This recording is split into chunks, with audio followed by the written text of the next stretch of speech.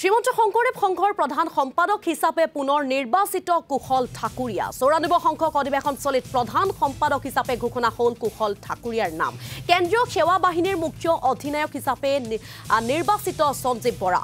উপ পদাধিকাৰ হিচাপে নিৰ্বাচিত হৈছে চন্দ্ৰ হাজৰিকা।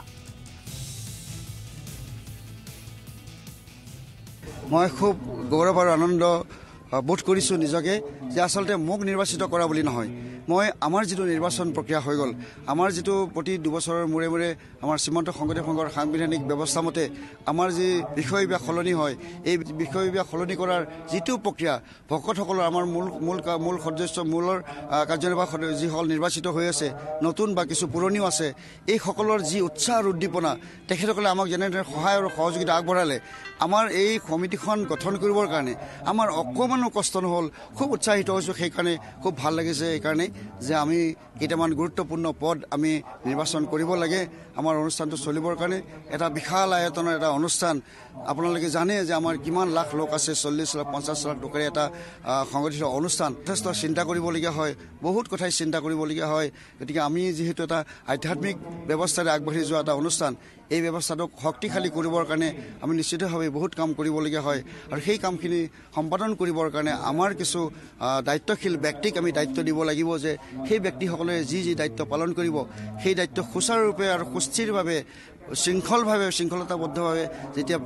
কাম কৰি যাব, সেৱা আগবঢ়াব, সেইখিনি আচলতে আমাৰ এই প্ৰচাৰ প্ৰসাৰত যথেষ্ট সহায় আৰু সহযোগ হ'ব বুলি আমি আশা কৰিছোঁ। আচলতে মনত এতিয়া বুকুত আচলতে ভয়ো লাগিছে, বহু আশা, বহু আচলতে আমাৰ ওপৰত আস্থা,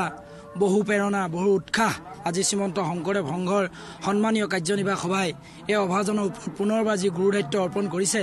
এই গুৰু দায়িত্ব সুচাৰুৰূপে নিষ্ঠা সততাৰে আগবঢ়াই নিবৰ কাৰণে সকলো পিনৰ প্ৰচেষ্টা আমি কৰিম। কিন্তু এটা কথা মই খুব ভয় খাইছোঁ যে অসমৰ যিটো সমাজ ব্যৱস্থা, চাৰিওপিনে এচাম যুৱক যুৱতী আচলতে যি ধৰণৰ পৰিৱেশ ৰচনা কৰিছে বা এনেধৰণৰ কিছুমান পৰিৱেশত আমাৰ অভিভাৱকসকল আশংকাত ভুগিছে, এই চাম যুৱক যুৱতীক সঠিক পথেৰে আমি লৈ যাবৰ কাৰণে শ্ৰীমন্ত শংকৰদেৱ সংঘৰ যুৱ সংগঠনটোৱে আমি অনাগত ভৱিষ্যতৰ দিনত বিশেষভাৱে আগবাঢ়ি যাব লাগিব। আমাৰ যুৱক যুৱতীসকলক লৈ যে কেৱল সমাজ সুন্দৰ কৰিব পাৰিম এনে নহয়, সমগ্ৰ অসমীয়া জাতিটোক, সমগ্ৰ অসমীয়া সমাজখনক আমি ৰক্ষা কৰিবৰ কাৰণে যি গুৰু দায়িত্ব, সেই গুৰু দায়িত্ব বহন কৰিবৰ কাৰণে আমি নৈতিকভাৱে আগবাঢ়ি আহিব লাগিব। আৰু আজি মহামান্য কাৰ্যনিৰ্বাহক সভাই শ্ৰীমন্ত শংকৰদেৱ সংঘৰ এনেধৰণৰ এটা বিশাল অনুষ্ঠানৰ যুৱ সংগঠনৰ দৰে এটা অনুষ্ঠানৰ যি গুৰু দায়িত্ব এই অভাজনৰ ওপৰত পুনৰবাৰ অৰ্পণ কৰিছে, তাৰ বাবে মই সমগ্ৰ আমাৰ মূল কাৰ্যনিৰ্বাহক সভাৰ সন্মানীয় পদাধিকাৰ বা সন্মানীয় মূল কাৰ্যনিৰ্বাহকৰ বিষয় সদস্য সমস্ত জনচৰণত মই কৃতজ্ঞতাৰে সেৱা নিবেদন কৰিছোঁ।